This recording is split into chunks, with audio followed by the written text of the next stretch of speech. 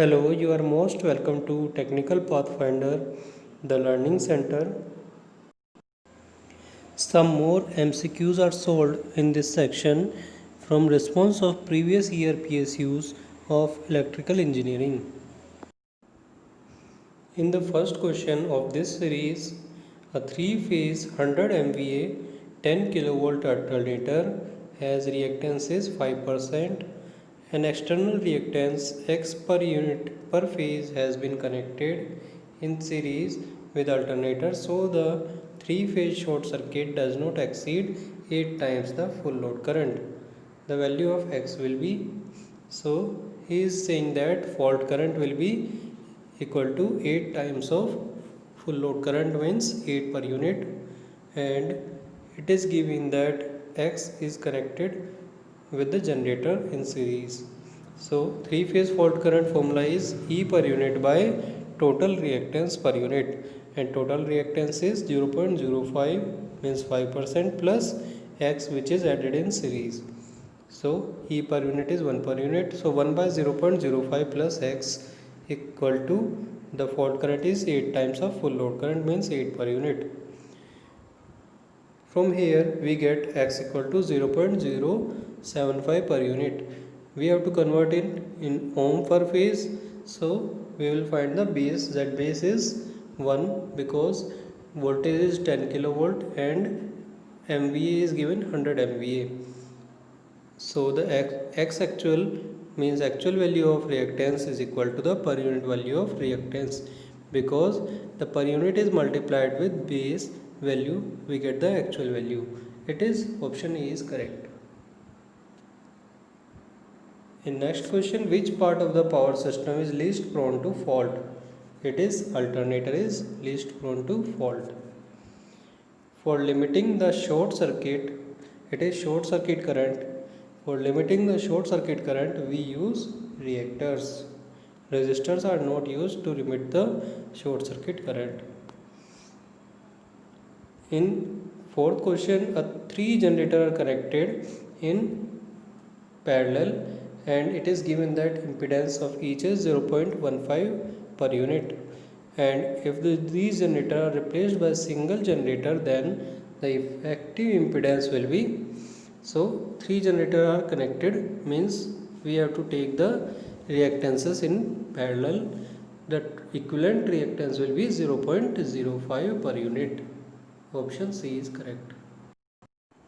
In fifth question, a zero sequence current of generator for LG fault is J 2.4 per unit.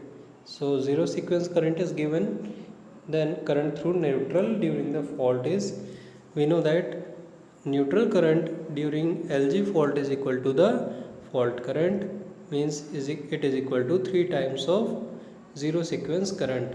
It will equal to J 7.2 per unit. For the set of linear equation, what is the value of V1 after first iteration of Gauss-Seidel method? Assume initial value of V1 is 0. So put V1 equal to 0 here, and we get V2 equal to 15 by 7. And if we put V2 in this equation, we get the value of V1 is 4 by 7. Option B is correct. A 100 kV transmission line is having per phase line inductance is 1.1 millihenry per kilometer and per phase line capacitance of 11.68 nanofarad per kilometer. Ignore the length of the line. Ideal power transfer capability in megawatt is. So we have to find the surge impedance. It is equal to root L by C, and it is 306.88 ohms. Power will be equal to V square by surge impedance. It is the ideal power transfer capability. It is voltage is 800 kilovolt, so squaring the voltage divided by ZS, answer will be 2085.5 megawatt. Option C is correct. In the next problem, a per unit impedance of short transmission line is 0.06. So X is 0.06. Line has load of 1 plus J 0.06 per unit. So receiving and reactive power is 0.06 per unit and receiving and active power is 1 per unit. With receiving end voltage is also 1 per unit. Average reactive power flow over the line will be, so average reactive power formula is Q average equal to QS sending end reactive power plus receiving end divided by 2. We have to find, we know that QR is 0.06, from where we will find the source voltage. Vs is 1.0036 per unit, and from here we will find the reactive power at sending end. It is 0.0602. The average value of reactive power will be 0.0601 per unit. But I think option given is not correct. The correct answer is 0.0601 per unit. A power system consists of 300 buses. Out of 20 are generator bus, 25 are the one with reactive power support, and 25 buses are the one with fixed shunt capacitors. All the buses are remaining load bus. If the proposed to perform load flow analysis using Newton-Raphson, the size of Jacobian matrix will be, so the size will be 2 multiplied by total buses minus these are the generator buses 20, 25 and 15. These are generator bus, these are reactive power support and fixed shunt capacitors.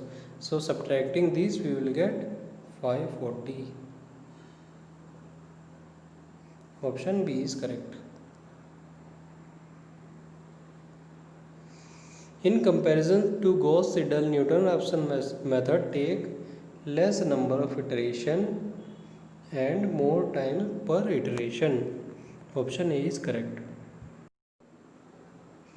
That's all in this session. We will take some more problems in next videos, and if anyone have some doubts then ask in comment section. I will try to rectify it. Thanks for watching. Stay connected and keep practicing.